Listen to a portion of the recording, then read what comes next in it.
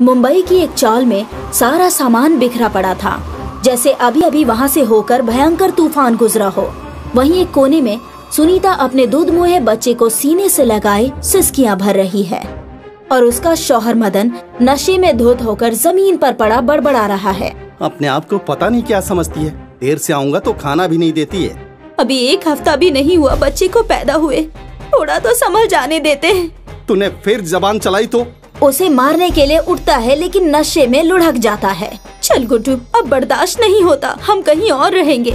सुनीता गुड्डू को गोद में उठाए कुछ सामान गठरी में बांधकर गठरी सर पर रखकर गुड्डू को सीने से चिपकाकर घर से निकल जाती है। सुनीता, ओ सुनीता, अरे कहाँ मर गई? कुछ खाने को दे दे, जो है वही दे दे। पूरे घर में उसे तलाश करता है पर सुनीता नहीं मिलती है। कहाँ गायब हो गई? कहीं नाराज होकर घर छोड़कर तो नहीं चली गई? मैं भी तो नशे में पागल हो गया था, क्या जरूरत थी उस बेचारी पर हाथ उठाने की। वो घर में कुछ खाने के लिए ढूंढता है।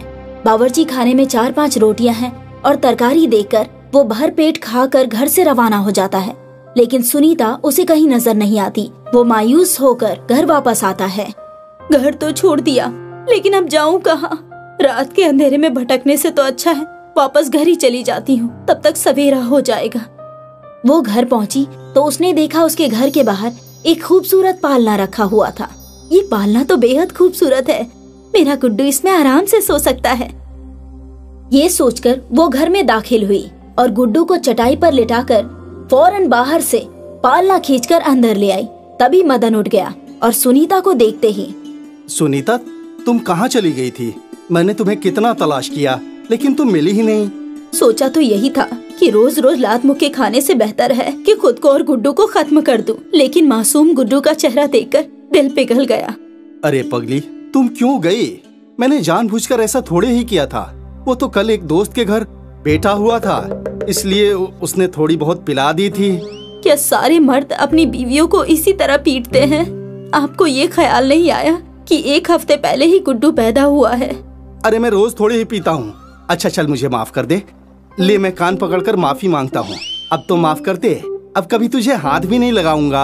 अच्छा छोड़ो, मैं गुड्डू को सुलाकर खाना बनाती हूँ। आप नहा धोकर तैयार हो जाइए। काम पर नहीं जाएंगे क्या? नहीं, आज काम पर जाने का दिल नहीं है।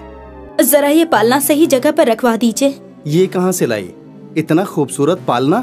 मालूम नहीं, घर के बाहर रखा हुआ था, मैं अंदर ले आई। दोनों मिलकर पालने को कोठरी के कोने में रख देते हैं। सुनीता उस पर अपनी पुरानी साड़ी तह करके बिछा देती है और गुड्डू को पालने में सुला देती है और गुड्डू से कहती है, हमारे नसीब में तो एक खाट भी नहीं है और ये जनाब अमीर बच्चों की तरह पालने में सोए हैं। तभी उनके घर में एक आवाज होती है और पलंग बिछ जाती है। अरे ये कहाँ से आ गया? इस पर तो आरामदेह गद्दा और तकिया भी है। बैठकर देखो कितना नरम है। इतने छोटे से घर में पलंग बिछ जाने के बाद तो जगह ही नहीं बची। बड़ा सा घर होता तो कितना बेहतर होता। 2 सेकंड के लिए ऐसा लगा जैसे भूकंप आ गया हो और तेज रोशनी के साथ उनका छोटा घर एक बड़े आलीशान घर में तब्दील हो गया। सुनो, तुम रात में कोई जादू वादू सीख रही थी क्या? अरे मैं तो सारी रात भटक रही थी। मुझे लग रहा है कहीं ये पालना कोई जादू तो नहीं कर रहा। मुझे भी ऐसा ही महसूस हो रहा है। अगर पालना जादुई है तब तो हमारे पास ढेर सारी धन दौलत आ जानी चाहिए।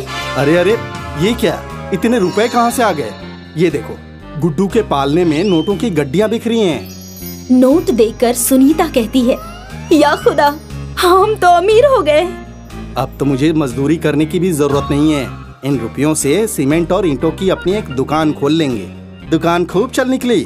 सुनीता के मुंह से कुछ भी निकलते ही पालना उसकी इच्छा पूरी कर देता। एक बार मदन घर से सारी रात गायब रहता है। दूसरे दिन सुबह दरवाजे पर दस्तक होती है। देखो सुनीता, कुछ कहना मत, मैं पहले ही बहुत शर्मिंदा हूँ। आज पुराने दोस्त मिल गए थे, उन्होंने जबरदस्ती मुझे बैठा लिया था। मेरे मना करने के बावजूद वो कहने लगे, अब तो मदन बड़ा आदमी बन गया है, हमारे पास क्यों बैठेगा? नहीं, ऐसी बात नहीं है, मेरा बच्चा बहुत छोटा है, इसलिए मुझे जल्दी घर जाना है। फिर भी किसी ने उसकी बात नहीं मानी। देखिए, मैं आपकी दलीलों से पहले ही तंग आ चुकी थी। आप उन लोगों को पैसे देकर छुटकारा पा सकते थे। आपका वहाँ सारी रात बैठना जरूरी था क्या? अच्छा छोड़ो, मैं नहा धोकर आता हूँ, तब तक कुछ नाश्ता लगा दो। गुड्डू को सुला कर आती हूँ, तभी तो नाश्ता बनाऊंगी। मदन गुस्से में आग बबूला हो गया और उसने पालने के ऊपर एक लात मारते हुए कहा, ले, इसी के बलबूते पर तू ज्यादा जबान चला रही है ना, अभी इसे निकालकर बाहर फेंकता हूँ। मदन की काफी कोशिशों के बावजूद पालना अपनी जगह से टस से मस नहीं हुआ। मदन थककर चिल्लाते हुए कहा, आज तेरी खैर नहीं, बहुत चपड़ चपड़ करने लगी है। अचानक उसके हाथों को झटका लगा, जैसे किसी पोशीदा ताकत ने उसका हाथ मरोड़ दिया हो और दर्द से वो छटपटा उठा। सुनीता, इससे कहो कि मेरा हाथ छोड़ दे। मैं समझ गया, ये पालना तुझे मेरे जैसे नीच इंसान से महफूज रखने के लिए आया है। मैं मर जाऊंगा, बस एक बार माफ कर दे मुझे। मैं क्या करूं इसमें? जैसा करोगे वैसा ही भरोगे। सुनीता, माफ कर दो, तुम्हें गुड्डू की कसम, आइंदा कभी ऐसा नहीं होगा। मदन, ये आखिरी बार है, कहे देती हूँ। पालना, इनको अपनी गलती का एहसास हो गया है, छोड़ दीजिए इसे। मदन का हाथ छूट गया था। उसके बाद मदन एकदम शांत होकर लेट गया। उस दिन के बाद से मदन का सारा गुस्सा और नशा दोनों खत्म हो गए थे। अब वो सीधा घर आने लगा और गुड्डू और सुनीता को वक्त देने लगा। सब खुश थे। आहिस्ता आहिस्ता 1 साल गुजर गया। मदन के बगल में ही गजोधर की सीमेंट की दुकान थी। पहले उसकी दुकान काफी चलती थी, लेकिन जब से मदन की दुकान खुली है तब से उसकी दुकान पर कोई नहीं जाता। एक दिन गजोधर कहता है, मदन, तुम यहाँ से अपनी दुकान हटा लो, वरना मैं तुम्हारी दुकान में आग लगा दूंगा। क्यों हटाऊं?